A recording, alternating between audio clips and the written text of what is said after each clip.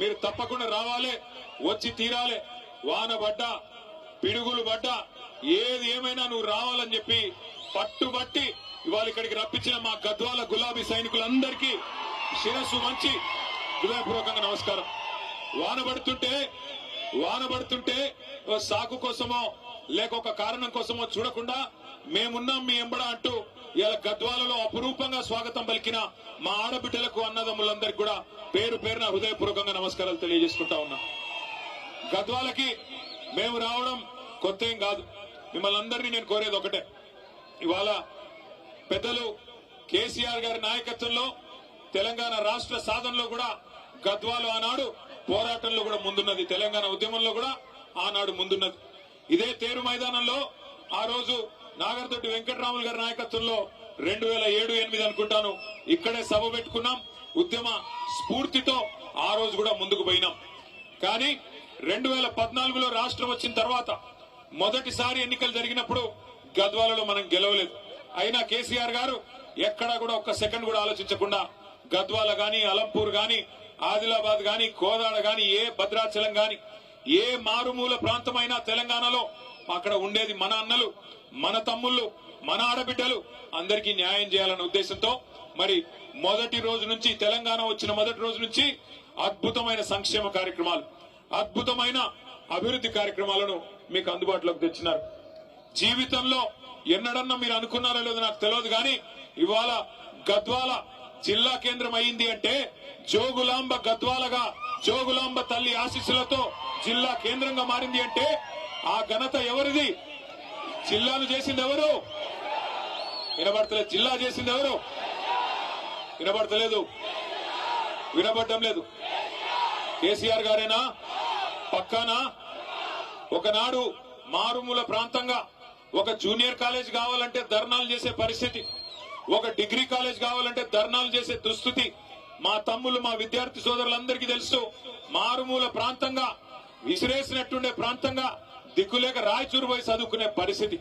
కానీ ఈ రోజు గద్వాలను జిల్లా కేంద్రం చేయడమే కాకుండా ఇక్కడ బ్రహ్మాండమైన మెడికల్ కాలేజీ, నర్సింగ్ కాలేజీ ఇచ్చింది ఎవరు? ఎవరు? వినబడతంలే.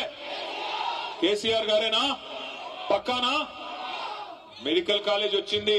ఇక్కడికి వచ్చేటప్పుడు చూసుకుంటా వచ్చిన మా దర్గా కాడ మెడికల్ కాలేజ్, బ్రహ్మాండమైన హాస్పిటల్, నర్సింగ్ కళాశాల అద్భుతంగా నడుస్తా ఉన్నది. ఆ పక్కనే గద్వాలలో ఆ దర్గా దగ్గరనే మెడికల్ కాలేజ్ యువతల 1275 డబల్ బెడ్రూమ్ ఇల్లు ఇచ్చింది ఎవరు? ఎవరు? పూర్తయినాయా? దానికి మొన్ననే రంగులు మార్చినారంట కదా, చూసినారా మీరు? రంగులు మార్చి రిబ్బన్ కట్ చేసిపోయినారంట మొన్ననే. ఏది? మన డబుల్ బెడ్రూమ్ ఇళ్లకి 3 రంగులు పూసి ఇదే ఇందిరమ్మ ఇల్లు అని చెప్పి మొన్న వచ్చి 3 మంత్రులు రిబ్బన్లు కట్ చేసిపోయినారంట. గద్వాల ప్రజలను అమాయకులు అనుకుంటున్నారు, మీకు తెలియదు అనుకుంటా ఉన్నారు. జిల్లా చేయడం మాత్రమే కాదు, మీకు మెడికల్ కాలేజు, నర్సింగ్ కాలేజ్ చేయడం మాత్రమే కాదు, ఇదే గద్వాల తాలూకాలో సాగునీరు సమృద్ధిగా అందాలని చెప్పి ఇటు మొత్తం జిల్లాలో అటు గట్టు ఇటు తుమ్మిళ్ళ 2 లిఫ్ట్ ఇరిగేషన్ ప్రాజెక్టులకి శంకుస్థాపన చేసింది ఎవరు? మొదలు పెట్టింది ఎవరు? సరే, తుమ్మిళ్ళ పూర్తయింది. గట్టు కూడా మనం దిగిపోయే నాటికి దాదాపు 40-45% పూర్తయింది. 40-45% పూర్తయిన గట్టు ఎత్తిపోతల పథకాన్ని ఇవాళ పండబెట్టి మరి నీళ్లు ఇవ్వకుండా ఎండబెడుతున్నది ఎవరు? ఎవరు? కాంగ్రెసేనా? కాంగ్రెసేనా? 22 నెలలు అయిపోయింది, ఇంకో 2 నెలలు అయితే 2 ఏళ్లు నిండిపోతుంది. ఎన్ని మాయ మాటలు, ఎన్ని రకాల మాటలు. మరి ఇన్ని పనులు చేసి ఇవాళ గద్వాలకు మేము వస్తుంటే ఒక కాంగ్రెస్ నాయకుడు అడుగుతున్నాడు, ఏం ముఖం పెట్టుకొని వస్తున్నారు అని అడుగుతున్నాడు. గద్వాలకి మనకి ముఖం లేదా ఇడికి రానికే?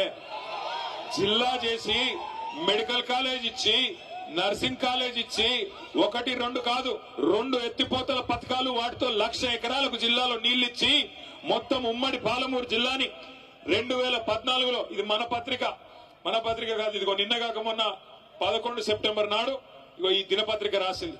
ఏం రాసింది? నాడు బీళ్లు నేడు సిరులు.